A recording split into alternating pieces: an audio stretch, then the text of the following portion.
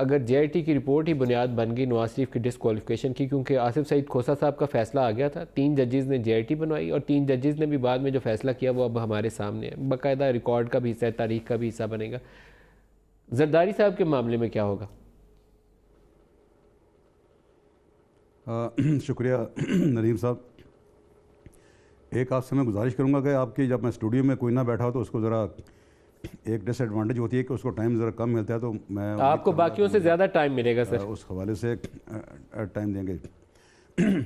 ایک مفروضہ ہے ہمارے ہاں اکثر، اور اس پہ ہماری یہ بدقسمتی کہہ لیں، میں تو بدقسمتی کہوں گا، خوش قسمتی تو میں نہیں کہوں گا، کہ ہم ان مفروضوں پہ چل کے اور ازمپشنوں پہ چل کے ہم خود ساختہ قسم کے اپنے اوپینینز فارمولیٹ کر لیتے ہیں، اور پھر ساتھ ہی ساتھ ان کے ہم فیصلے بھی سنا دیا کرتے ہیں۔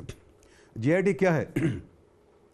ملک صاحب، J I T in other words ایک تفتیشی رپورٹ ہے جو کہ ہمارے ملک میں کا جو قانون ہے، آپ اس کو جے آئی ٹی کہہ لیں یا اس کو آپ تھانوں کی مثال لے لیں۔ آپ کو میں اس طرح موٹی سی بات کرتا ہوں جو عام آپ کے ویور کے سمجھ میں آ جانی چاہیے، کہ تھانوں میں ڈیلی بے پناہ مقدمے ہوتے ہیں جن کی تفتیش کی جاتی ہے، اور کسی نہ کسی کو ملزم قرار دے کے اس پہ فرد جرم عائد کر دی جاتی ہے، اور فرد جرم پھر کورٹ میں کیس چلتا ہے۔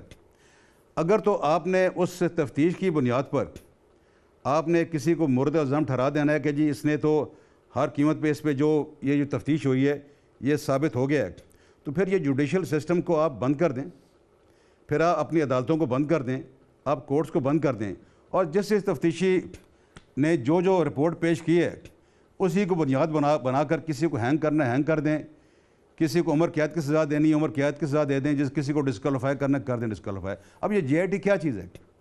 حکومت بار بار کہتی ہے، اور مجھے حیرانگی ہوتی ہے اس بات میں سن کے کہ جی یہ تو جے آئی ٹی نے بنائی ہے۔ جے آئی ٹی کیا چیز ہے؟ ایف آئی اے ادارہ جو ہے، ایف آئی اے ادارہ کس کے ماتحت ہے؟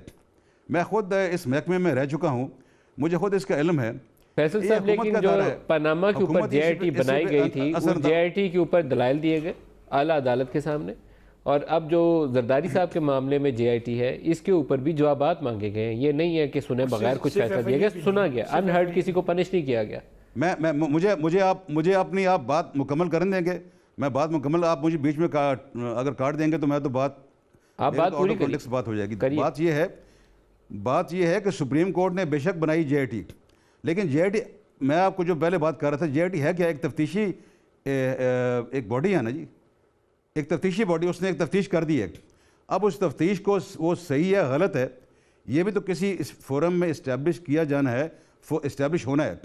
آپ نے ابھی کہا جی کہ اتنے انہوں نے 500 اکاؤنٹ انہوں نے اس میں ذکر کر دیا ہے، کیا کسی وقت یہ بھی کوئی آپ یہ اس کو ماننے کو تیار ہیں کہ ہو سکتا ہے جو انہوں نے رپورٹیں دی ہوں، جو اکاؤنٹ دیے ہوں، وہ فیک ہوں، غلط اکاؤنٹ ہوں، وہ غلط انفارمیشن ہو؟ آخر اس کو جے آئی ٹی نے یہاں ان پہ کسی نہ کسی نے جرح کرنی ہے، ان کی کریڈیبلٹی کو کسی نہ کسی طریقے سے انہوں نے پروو کرنا ہے۔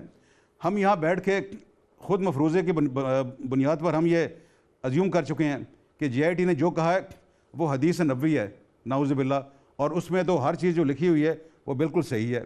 یہ اگر اس طرح کے مفروضوں میں ہم نے چلنا ہے تو پھر میں نے آپ کو جیسے پہلے عرض کیا، پھر ہم چھوڑ دیں ان چیزوں کو۔ اور آج سپریم کورٹ نے ایک بڑا اہم فیصلہ کیا ہے، اور اسی حوالے سے میں عرض کروں گا، یہ اس کے بہت سارے محرکات ہیں، جس کا ایک بڑا اہم یہ ہے کہ آج انہوں نے کہا ہے، اور آج انہوں نے اس ای سی ایل پہ جو نام لگائے گئے ہیں، سپریم کورٹ آف پاکستان نے اس پہ عدم اعتماد کا اظہار کر دیا ہے، اور سپریم کورٹ نے واضح طور پہ حکومت کو ہدایت کی ہے کہ آپ اس کو ریویو کریں۔ ریویو کا مطلب کیا ہے؟ کہ آپ نے جو کچھ کیا کام ٹھیک نہیں کیا۔ تو یہ ایک چھوٹی سی چیز ہے، آگے چل کر آپ دیکھیں گے اس میں اور کتنے آپ کو شگاف نظر آئیں گے۔